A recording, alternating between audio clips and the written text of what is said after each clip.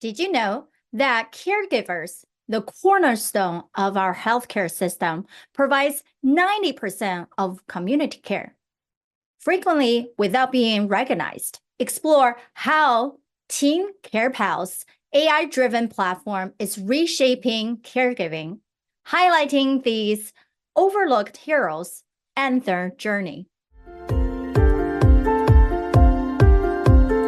Welcome to Provider's Edge, the podcast that helps healthcare entrepreneurs and innovators break down barriers and control their business, life, and future with valuable action steps. With me, your host, Sabrina Runbeck, a recovered clinician and a business deal catalyst. Let's rewrite the rules and create a positive social impact while increasing your profitability. Guess what? What I have here today is with Cindy Sim. She is the CEO and founder of Team CarePal, a company dedicated to supporting the millions of caregivers across North America. And she is the provider who cares for those of the loved ones. We know caregiving in itself is a job. And that's sometimes can be 24/7, whether it is for your family, for your partners, for your children, for your elderly parents, or even for friends. It is definitely a time-consuming, energy-consuming job that you have put that hat on. So for Cindy, she was inspired to create Team CarePal after experiencing the challenges faced by family caregivers while caring for her own family. So I so appreciate it for you to join us, Cindy, and tell us your story and the new venture that you guys have been creating. So congratulations for also winning the Health Tech Impact Award by Post Point Pass last year. Yay! Thank you so much, Sabrina, for having me. I really appreciate being here and being able to share my story. Yes. I guess I can dive right into it if you like. Go right into who are the primary population that you guys are focusing now, and how did you see the problem in the marketplace and to build this specific platform? Yeah, well, interesting enough, up here in Canada, and this is a global problem, but how I like to start things just to get people kind of triggered into thinking is like, if I were to ask you what the largest group of healthcare providers are right now, you would automatically think nurses or doctors, but everybody always misses out that it's actually the family caregivers. We're the largest group of healthcare providers. They provide 90% of care in day-to-day care in our communities right now currently. And they are, unrecognized, a lot of times unsupported, unpaid. And these are family members like you and I looking after a loved one or friend with an illness, disability, aging needs. And aging needs, I say that because we have like the biggest group of seniors population, our aging group is increased massively. And this group is hitting burnout. They are trying to manage not only the love of or care for their loved one at home, but they're trying to, manage their jobs and their family and their kids and everything else on top of it. So, our caregivers are getting sick as well. So, and this is really impactful. This is a crisis. So we decided to get to work. Yes. By identifying the true problem, especially something that tied to our personal life, I think all innovators come out from that round is either you are an engineer with some expert talent in building a platform, but mostly what they build is still come from their internal drive versus someone like you who has that. I've been taking care of families. And even myself, when I was even in my middle school years, I remember my grandma got hit by a car. So then we have to take care of her at home. And many of us, it doesn't matter if it's aging or accident or just unexpected surgery, you have downtime. You can't do what you cannot do. And therefore, we need to be able to have our families, our friends to be able to look after us. But that also means taking away their time, their energy, and most people are still working. So definitely can be a burden, as you mentioned, that burnout issue. So when you're looking at the caregiver on the day-to-day, what have been the specific platform that you guys have built? What is that true solution that you are providing for all the caregivers? Yeah, we dove into the market to validate what it was caregivers were actually using. And you're right, caregivers never plan to be a caregiver. It happens quite suddenly, overnight, a diagnosis, an accident. And then information is thrown at them from many different directions and different sources. And, they're still just mentally trying to wrap their head around, what just happened. And there was just nowhere that caregivers were able to manage it all. We went out there, we surveyed the market for about a year, and we dove in and we found that caregivers were using on average, 7 different tools to manage their caregiving role. They were very segmented, notes over here, in their phone, text message, and things were getting lost and they were very overwhelmed and they didn't know where to go for help or how to search for resources. And this was leading to burnout.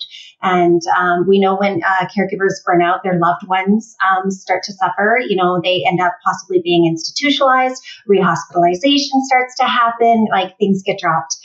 So we went back to the drawing board after that year of validating what tools they were using, and we decided to put them all into one mobile application. It needed to be, user friendly. So these needed to be tools that they were already using because caregivers were already burdened.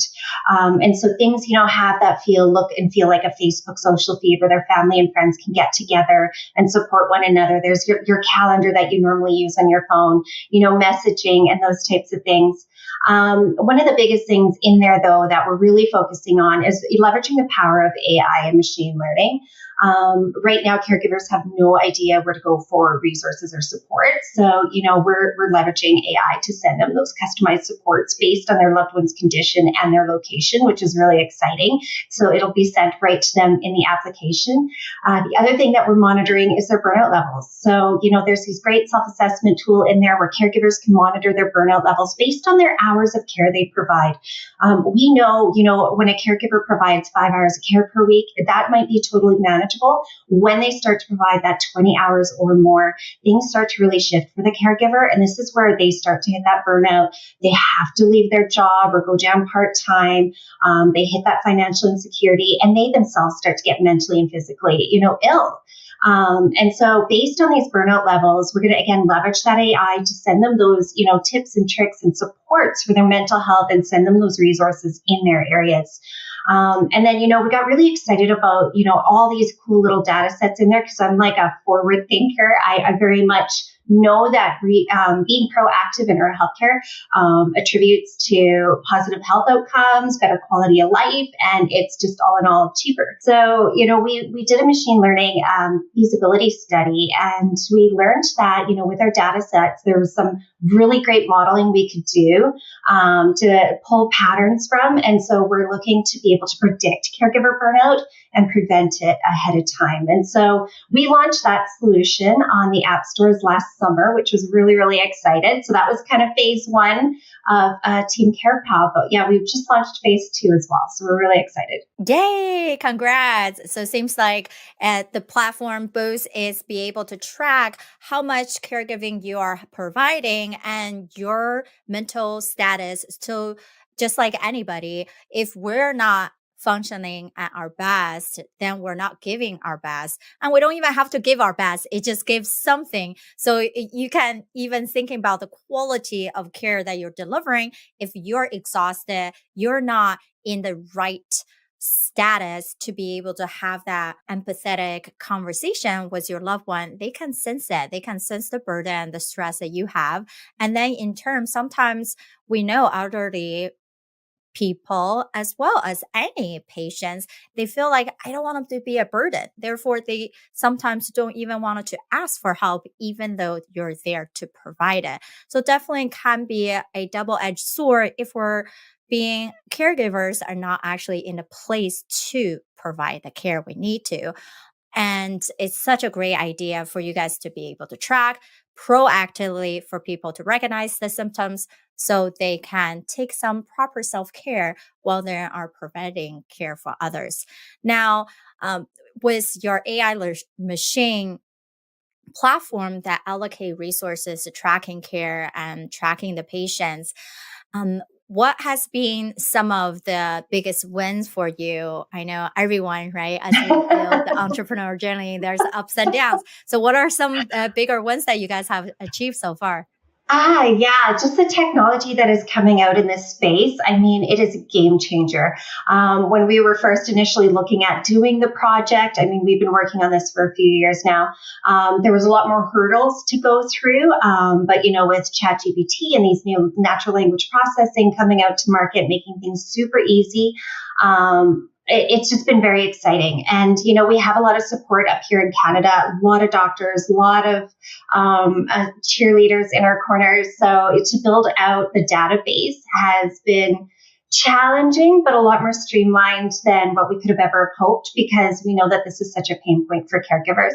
And it's not just like learning about, resources in your area. So we know that a lot of caregivers, especially with dementia right now, to know that there's, dementia, associations in your city or in your town is great.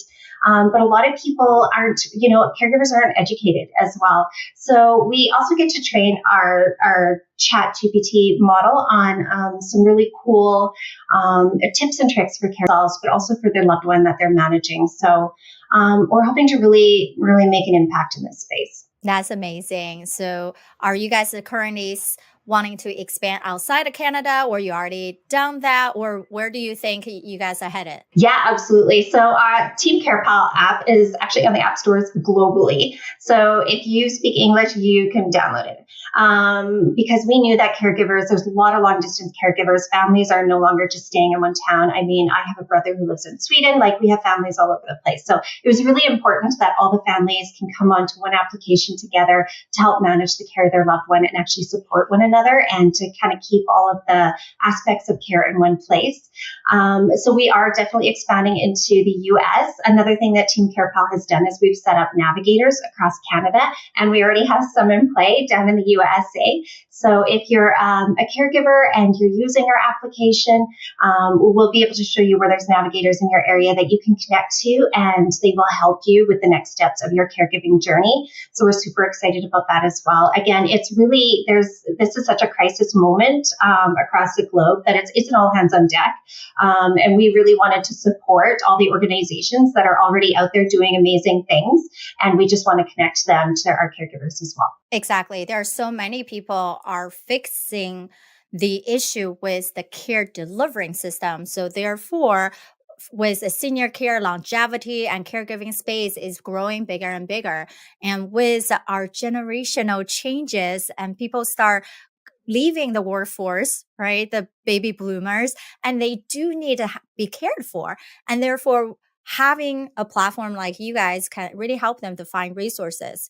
Now, anything can have some challenges in a way. I'm sure you guys have seen common ones between the friends that you have encountered as well as your own. What are some strategies and you're able to overcome these bigger challenges, or something that you say, hey, this is the direction I hope everybody focus on so they won't get caught up as well? Yeah, excellent.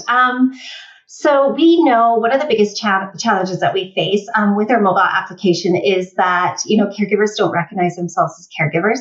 So, it's really quite hard to get that messaging in front of them. We've really had to learn about caregivers in this space as to, really communicate them more on that level of like what their loved one is diagnosed with. If you're dealing with dementia, these are some ways, that our app can help you care for that loved one. So we really had to come at it from almost like an angle perspective to kind of grab their attention. They are busy, they are burdened. The other thing we kind of recently did, and because B2C solutions are quite difficult to scale. And we didn't want to put that financial barrier on caregivers. That has never been our intention. Caregivers, like you said, they're facing that financial insecurity. They're having to leave the workforce, go down part-time, or even just pull back their hours. They're taking on those extra finances and caring for their loved one.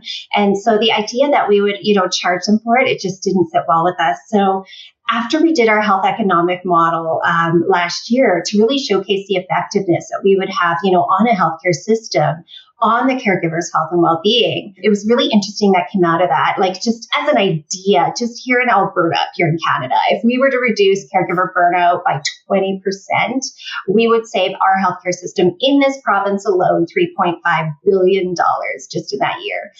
It was interesting, like coronary heart disease kept coming up in women that had that extra burden of caregiving. Like it was really quite disturbing on how this really impacts health overall, not just for the care recipient, but for our beautiful caregivers.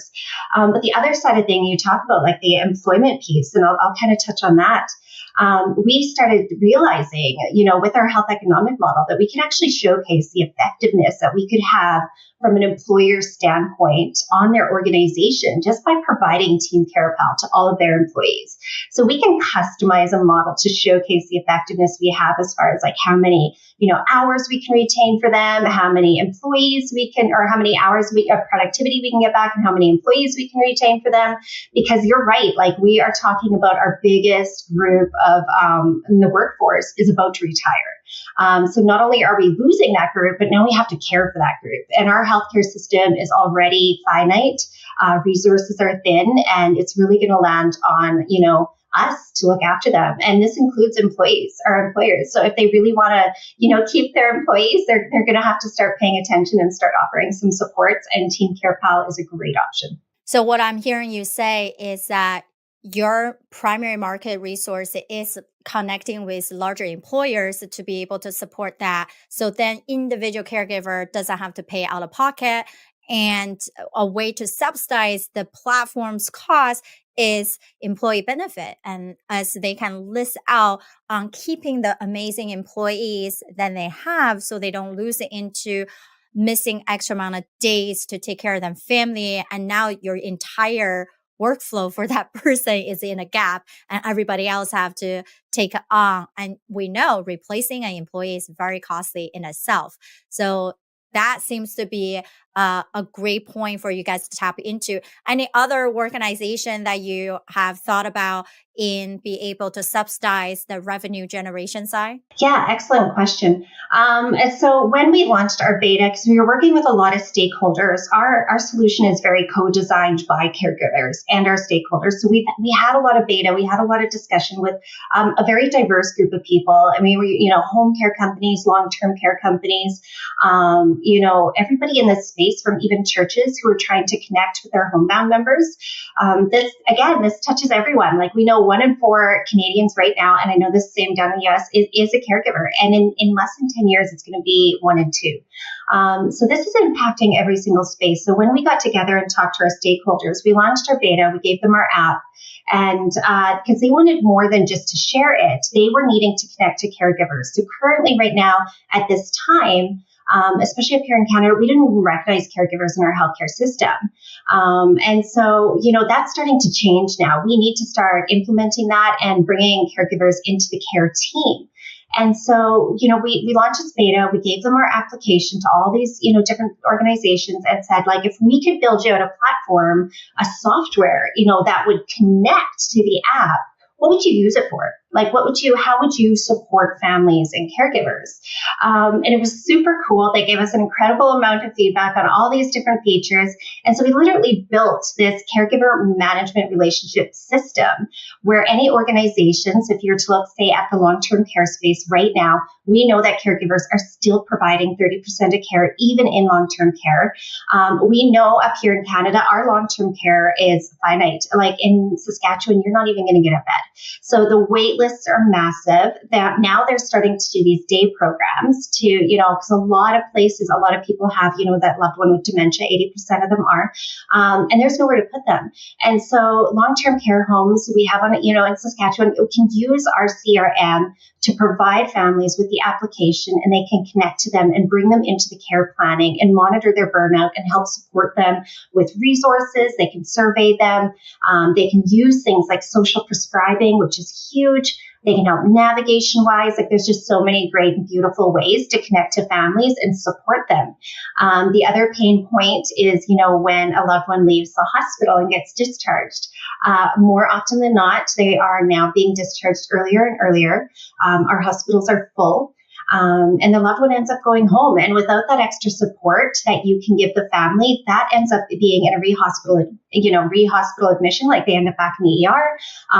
Infections, like things just get missed. Medication doesn't get, in place. So, it's really a space that, our CRM fits into a lot of different ways. And we're super excited to do all these different pilots and start to measure these health outcomes.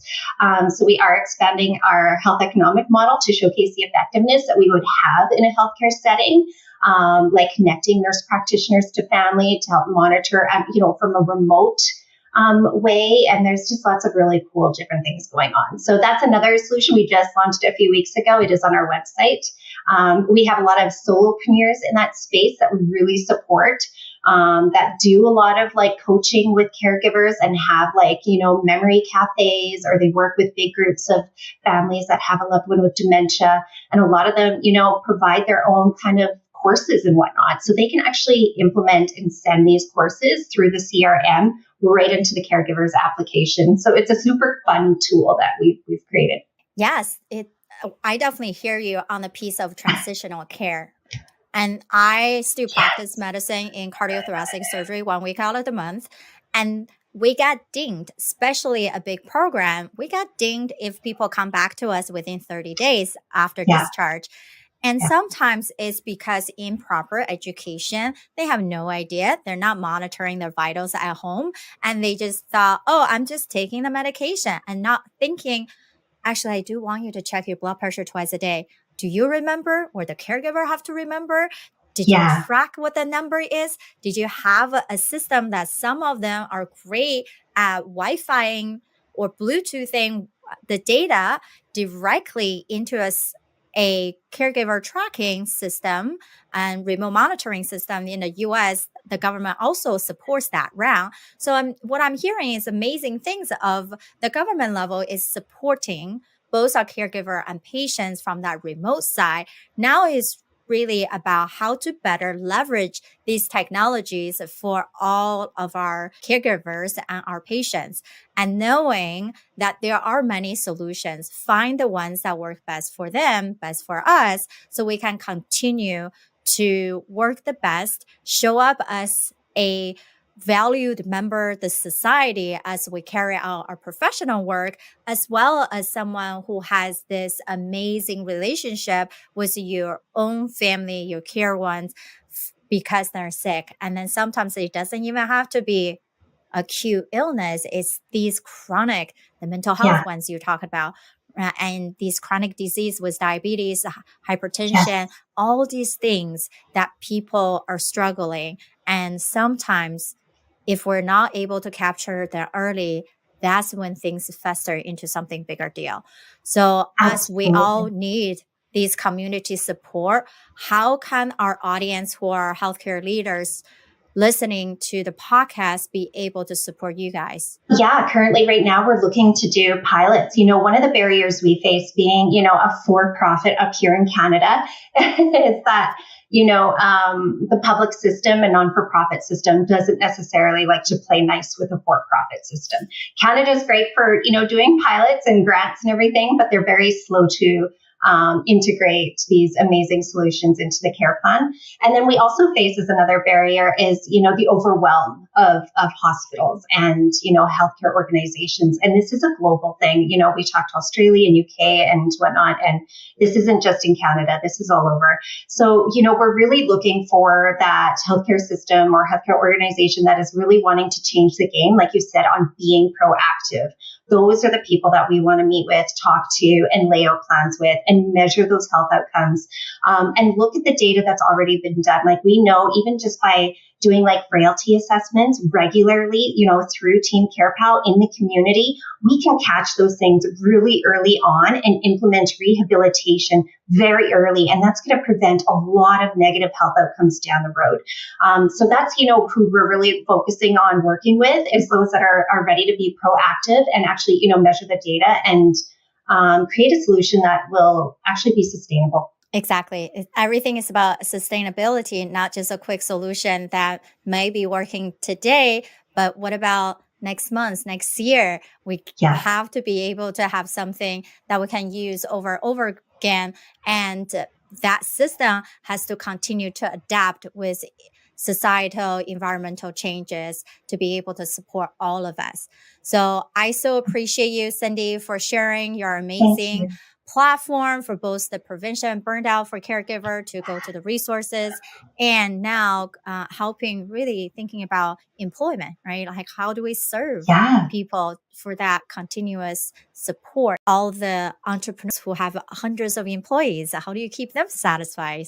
To the individuals who perhaps you have a small to medium-sized business and you only have a few people working with you, you definitely cannot afford to lose some of them or yourself getting out of the work and not able to support your family. Absolutely. So how can people best find out more about you guys or having a conversation? Yeah, I mean, you can contact me directly. My email is cindy@teamcarepal.com.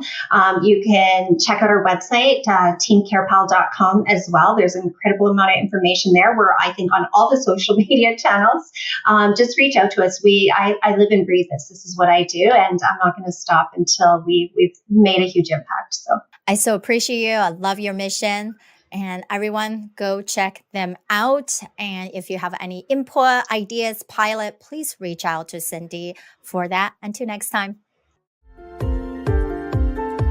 Thank you for tuning in to Provider's Edge podcast. We hope you enjoy our latest episode and found the insights and tips helpful. We'd love to hear your feedback on the show and learn what topics you'd like us to cover in the future. So please take a moment to leave us a review on your favorite podcast platform and let us know what you think. Your feedback is essential to help us improve the show and provide you with the content you need to take your healthcare business to the next level. Thank you for your support, and we look forward to hearing from you soon.